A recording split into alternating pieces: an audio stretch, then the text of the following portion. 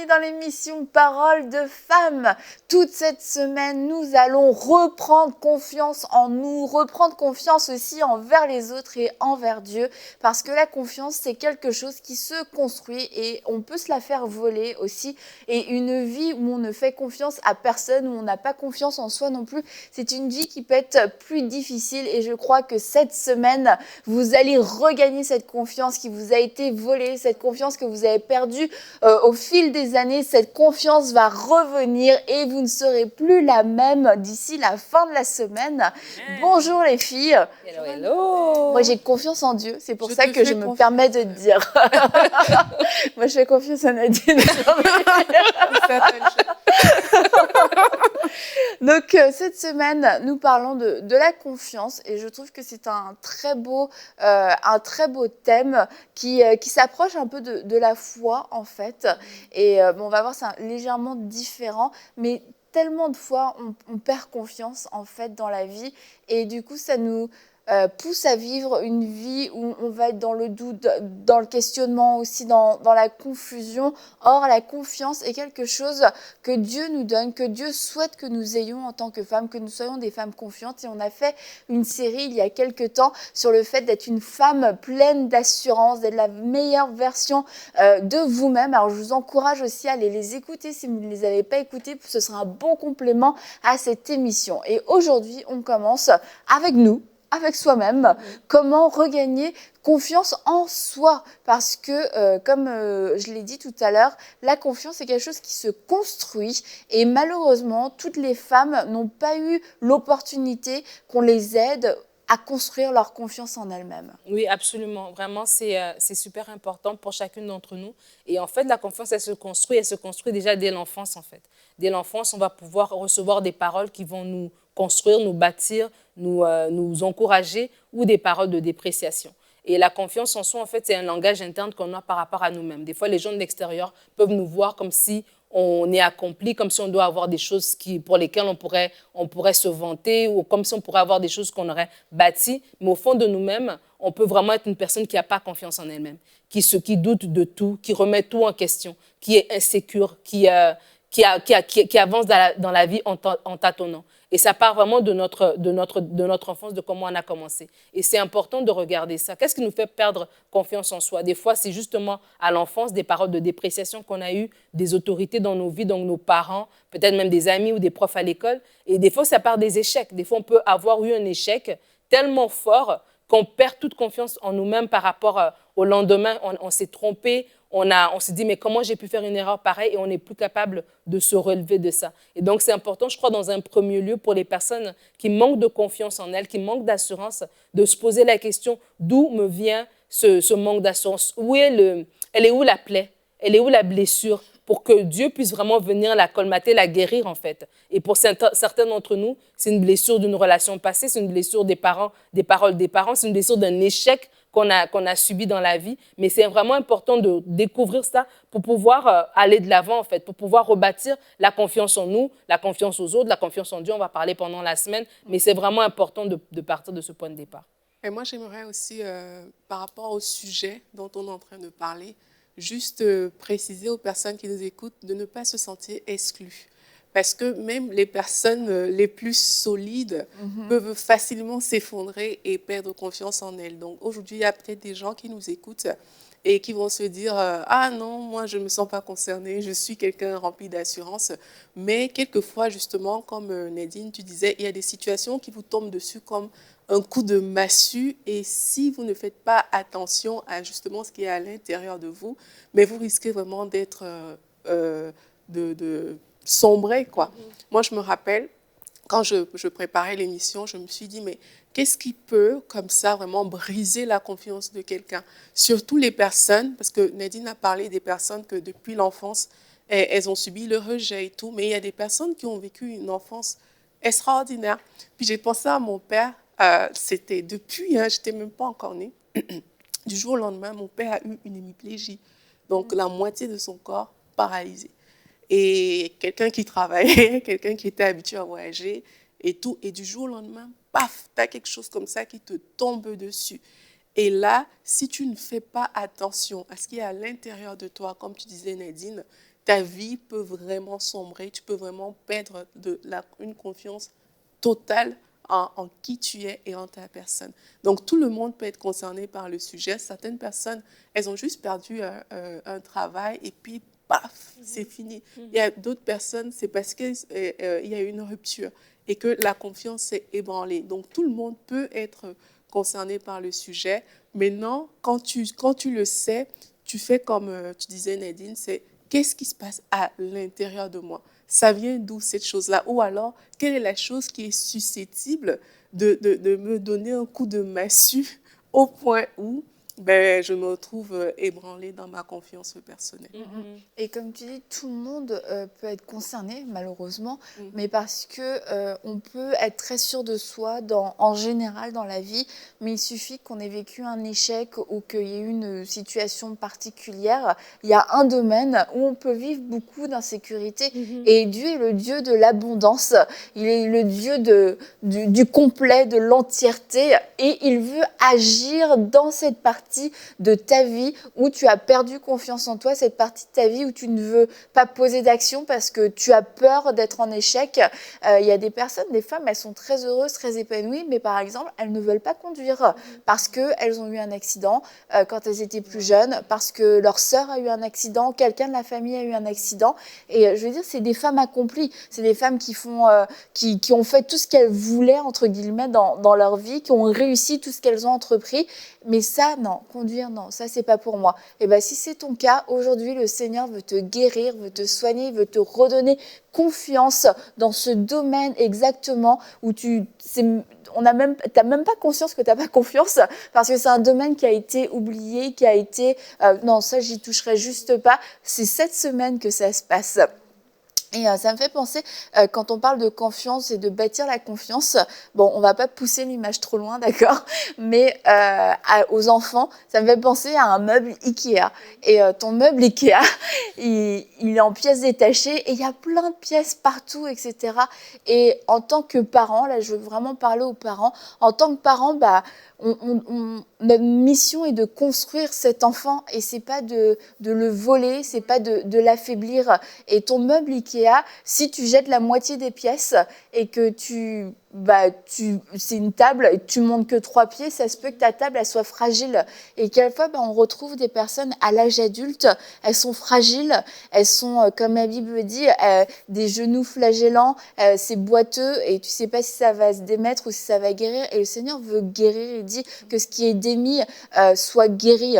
Que ce qui est boiteux ne se démette pas mais soit guéri, parce qu'on ressemble un peu à ce meuble Ikea vraiment bancal, parce qu'il y a des pièces qui manquaient, parce que ça n'avait pas été bien monté de la bonne façon. Et en fait, le Seigneur veut venir reconstruire. Et quelquefois, on n'a pas eu la grâce d'avoir ces parents qui savaient comment faire. Et aujourd'hui aussi, en tant que parents, peut-être qu'on n'a pas conscience en fait qu'on est en train de faire ça, mais on est en train de construire un être humain. Et on peut le faire en suivant la notice du Seigneur, ou alors on peut le faire selon nous-mêmes, mais ça risque de donner quelque chose quelquefois d'un peu bancal. Ouais. Et c'est pour ça que c'est important quand tu dis que des fois on peut être très accompli, puis il y a un domaine dans lequel on n'a pas confiance en soi, et puis donc du coup c'est comme une maison qui est très très belle, mais il y a une pièce que dès que tu ouvres, tout est son dessous-dessous. T'es venu chez moi. Et c'est pour ça que vraiment, quand on parle de la confiance en soi, c'est à chacun d'entre nous de s'asseoir avec le Seigneur, en fait. On sait, nous tous, peut-être de façon plus ou moins claire, le domaine dans lequel c'est plus fragile. Et c'est comme ça, c'est important de faire de vraiment amener ça devant Dieu, parce que comme tu dis, Dieu veut nous guérir complètement. Dieu veut que nous soyons vraiment entiers, que nous soyons épanouis. Pour qu'il puisse nous utiliser, il faut qu'on soit ce drap neuf en fait entre ses mains. Il faut qu'on soit cette outre neuve entre ses mains. Et donc c'est pour ça c'est important de vraiment faire ce travail et de se poser la question elle est où mon insécurité, et de vraiment par le Saint-Esprit venir faire apporter cette lumière. On a fait une émission avec Omer il y a quelque temps sur la dépendance affective, et c'était vraiment qu'on voyait qu'il y avait un fil conducteur, il y avait des choses des réactions qu'on avait, mais qui partaient de quelque chose. Il y avait un point d'origine à ces réactions. Et donc, lorsqu'on parle de la confiance en soi, pourquoi je n'ai pas confiance en moi? par rapport à mes études? Pourquoi moi, je ne pense pas que je suis capable de le faire? Tout le monde peut le faire, mais pourquoi pas moi? Est-ce que, quelque part, j'ai internalisé, parce qu'on m'avait dit que j'étais bête quand j'étais au lycée, j'ai internalisé que moi, ici, ça s'arrête. Moi, je ne peux pas le parler plus fort. Moi, je ne peux pas réclamer certaines choses. Et donc, c'est pour ça que c'est vraiment important. Et j'aime bien quand Gédéon est là, il est assis.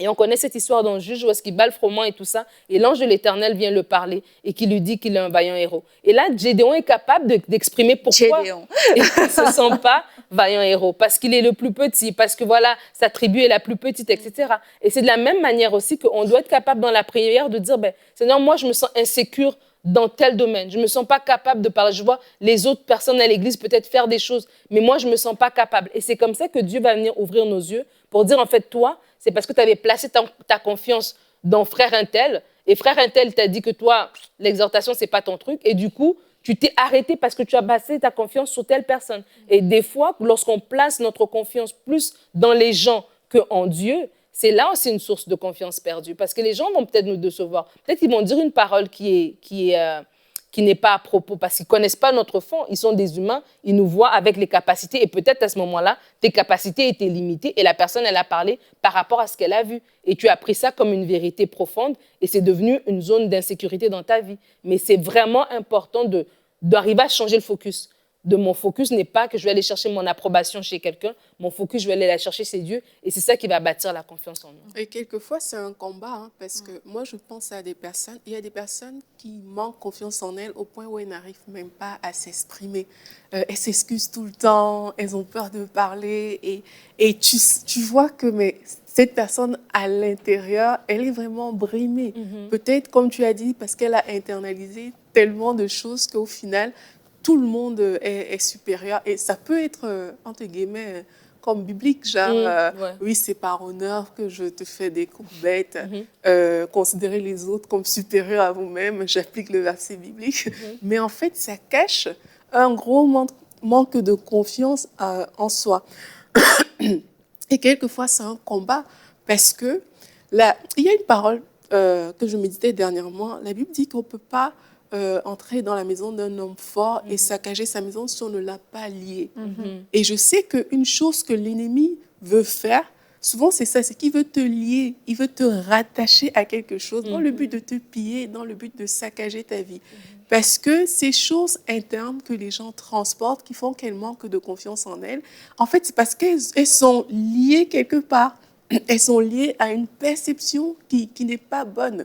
Et ça, c'est une œuvre que l'ennemi est en train de faire parce que son but, justement, c'est que pour entrer chez l'homme fort, pour entrer chez toi, mais il faut d'abord qu'il te mette dans une position où vraiment tu es lié par plusieurs choses et après, paf, il profite de ça pour semer du désordre, en fait, dans ta vie. Et pour beaucoup de personnes, c'est des combats qu'il va falloir mener. C'est des combats dans lesquels tu vas devoir vraiment dire « Je m'oppose à cette chose au nom de Jésus ». Ça ne vient pas de Dieu. Ça, c'est une œuvre satanique. Satan a prévu de me faire... m'envoie, je ne sais pas, des trucs pour que je pense, entre guillemets, je vais dire ça comme ça, que je suis incapable, que je suis nulle, que je suis ci, que je suis ça.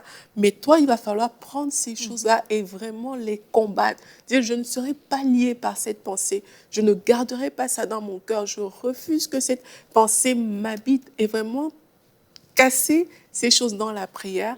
Et en faisant ce travail, tu vas aussi commencer à dire des choses positives sur toi, à prophétiser la parole de Dieu sur toi, ce que Dieu pense de moi. Et ça, pour beaucoup, je suis convaincue que c'est une clé pour sortir de ce manque de confiance en soi. Et on peut le faire et c'est valable et c'est surtout valable finalement, même quand ces paroles d'accusation, ces paroles qui viennent nous harceler, tu peux pas, t'es pas capable, quand elles partent d'un fait où on s'est trompé, on a vraiment fait une erreur, on a failli et du coup on se dit bah non mais c'est la vérité parce que j'ai échoué ce jour-là, j'ai mal agi et je pense à Pierre quand il a renié Jésus, mais s'il s'était arrêté à ça, quand Jésus l'appelle après et quand il lui dit mais c'est sur toi que je bâtirai mon église, quand l'église commence et là il a la possibilité d'annoncer l'évangile, etc. Il aurait pu croire ses mensonges, mais non, je suis celui qui a renié Jésus, je suis pas digne d'être celui qui va commencer l'église, je suis pas digne d'être celui qui va annoncer l'évangile, je suis pas digne d'aller annoncer l'évangile, d'aller annoncer la bonne nouvelle de Jésus à des non-juifs. Je peux pas. Moi-même, j'ai été celui qui l'a renié.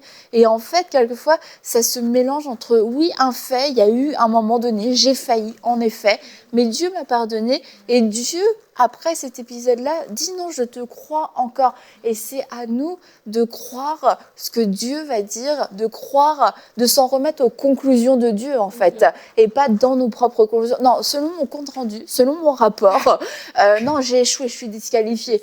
Mais Dieu dit non, moi, selon mon rapport, oui, s'il y a eu une erreur, Dieu ne dit pas il n'y a pas eu d'erreur, mais je t'ai pardonné et je crois le meilleur de toi et je crois que tu vas te relever et mes promesses ne sont pas annulées. C'est à toi de croire en toi-même, à nouveau, comme tu dis, Annabelle.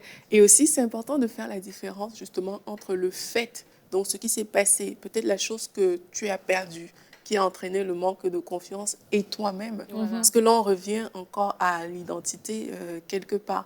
Si ton identité, tu la rattaches aux actions que tu poses, mais tu vas arriver à la conclusion que, voilà, vu que tu ne fais pas beaucoup de bonnes choses, tu n'es pas une bonne personne. Mais quand tu comprends vraiment qu'il y a une différence, entre Pierre, vraiment que Dieu a appelé pour être celui sur qui il va bâtir l'église, et Pierre qui a commis une faute, on va dire ça comme ça.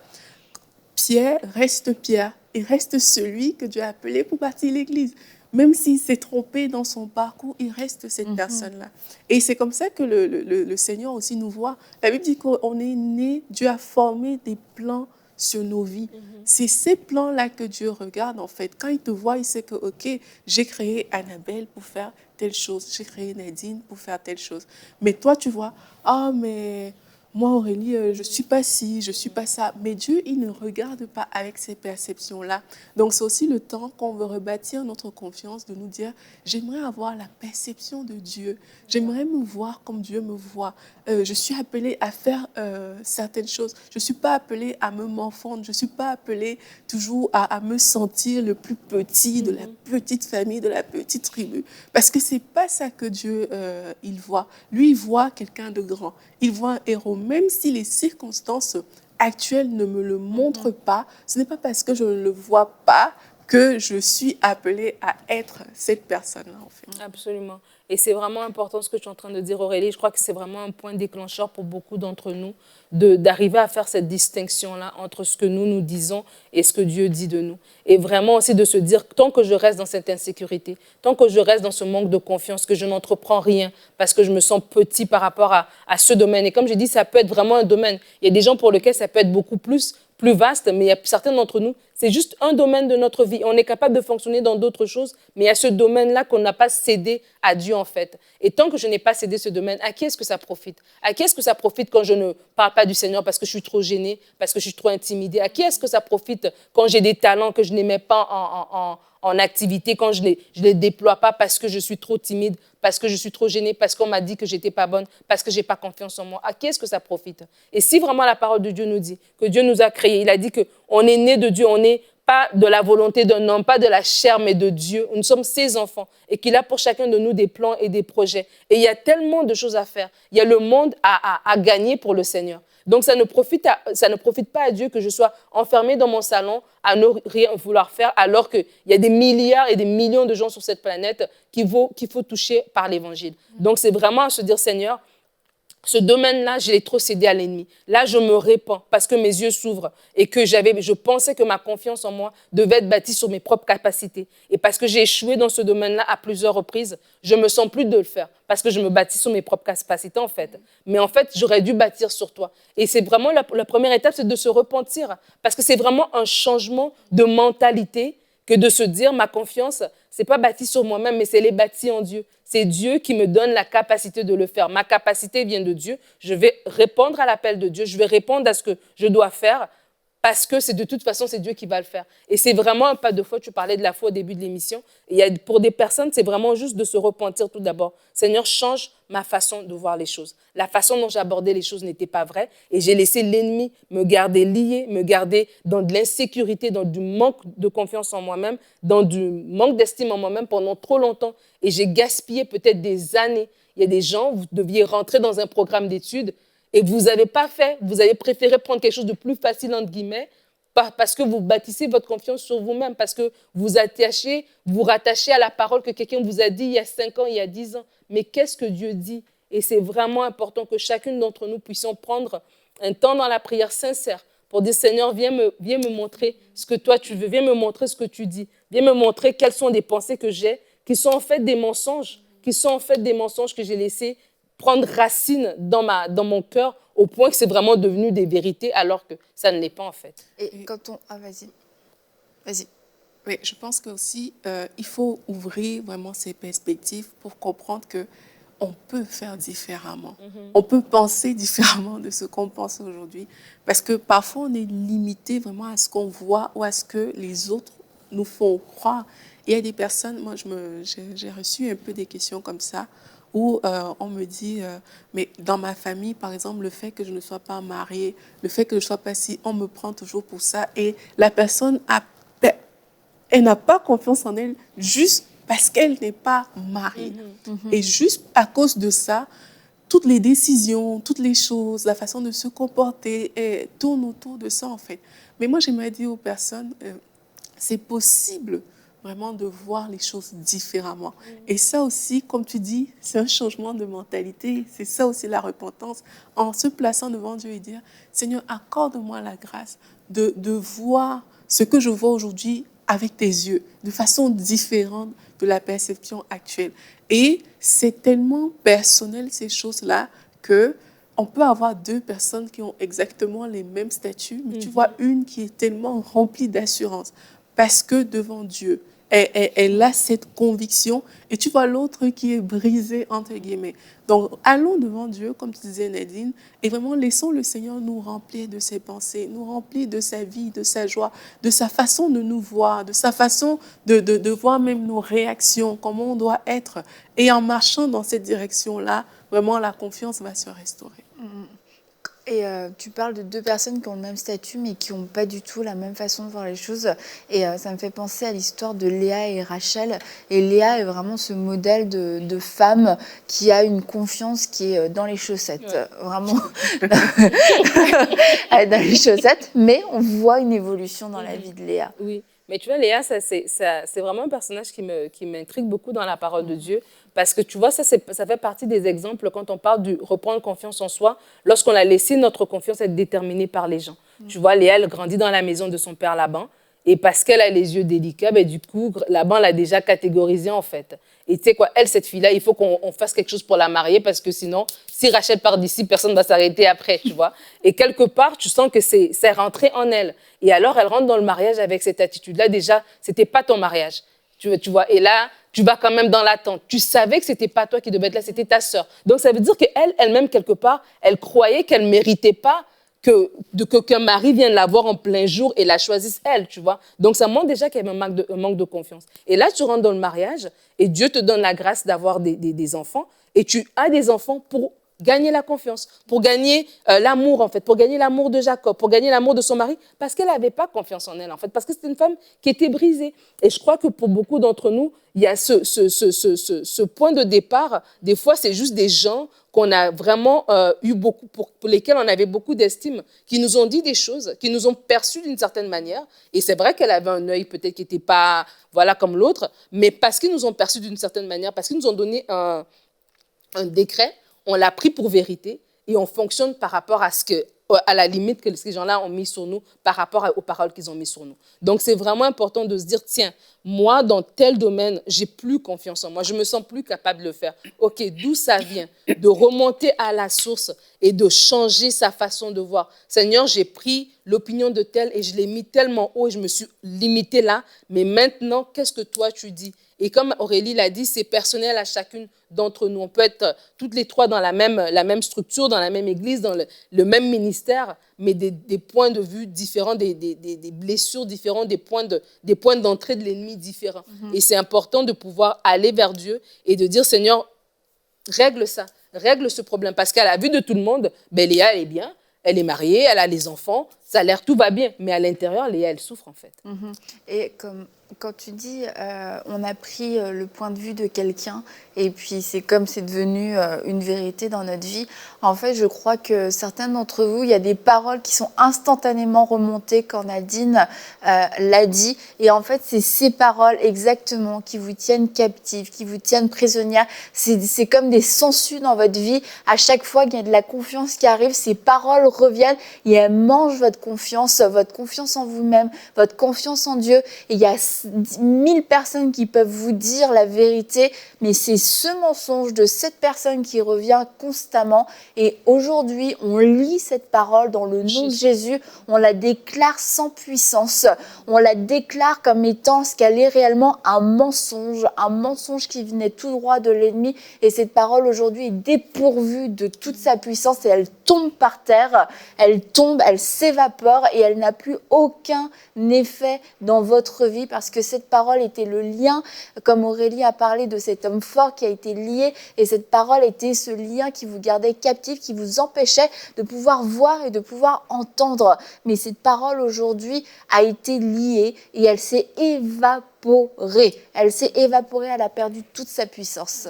Amen. Et on peut prier pour les personnes aussi, vraiment qu'elles soient remplies de la pensée de Christ concernant leur propre vie. Et vraiment, Dieu nous a appelés, comme on a dit, à faire de grandes choses. Et alors qu'on marche dans le couloir, parfois de notre appel, on gagne en assurance parce qu'on est comme un poisson dans l'eau dans ce que Dieu nous a appelés à faire. Donc, je vais prier par rapport à ça. Et avant, je ne sais pas, il y a une parole comme ça qui me vient, c'est dit, de quoi as-tu honte? On va aussi présenter ces choses à Dieu maintenant pour les briser conformément à la prière que Annabelle a faite. Seigneur, je te rends grâce pour toutes les personnes qui nous écoutent aujourd'hui. Merci Seigneur Jésus-Christ parce que plusieurs sont en train de déposer ces choses, Seigneur, qui faisaient leur honte devant toi maintenant. Alors, Père éternel, qu'elles sont en train de déposer les fardeaux qu'elles ont transportés, qui ont fait que cette confiance en elles soit brimée. Seigneur, je prie vraiment afin que tu ôtes, que tu arraches depuis la racine toutes ces choses à l'intérieur, Père. Maintenant, je prie qu'elles soient arrachées au nom de Jésus-Christ. Que les paroles qui ont été dites comme Annabelle a prié, que ces choses, ces étiquettes, ces identités qui sont venues s'accrocher à l'intérieur de ces personnes et qui les empêchent d'avoir cette confiance en elles. Au nom de Jésus, nous les déracinons maintenant. Nous les arrachons maintenant. Et Père, je prie afin que la pensée de Christ s'installe aussi maintenant. Oui, Seigneur, tu as fait de toutes ces femmes des créatures merveilleuses. Merci. Tu as fait de ces femmes des choisies de l'Éternel. Tu les as appelées pour de grandes choses, Père éternel. Là où hier encore, elles s'excusaient, aujourd'hui, Seigneur, on déclare que leur tête est relevée. Amen. Elles relèvent la tête et elles marchent avec assurance. L'assurance de ce qu'elles sont des filles de Dieu et qu'elles n'ont rien à craindre, Seigneur. Merci pour ta bonté qui se répand dans chaque cœur. Merci pour ta vie qui coule, Père éternel, auprès de nos sœurs qui nous écoutent aujourd'hui. Nous te rendons gloire et honneur, Seigneur Jésus-Christ. Amen. Amen. Amen. Et demain, on va se retrouver pour une prochaine émission de Paroles de Femmes et nous verrons comment regagner de la confiance après avoir été trahi, après avoir été déçu par les autres. C'est possible à nouveau de faire confiance. Alors, à demain pour une prochaine émission de Paroles de Femmes.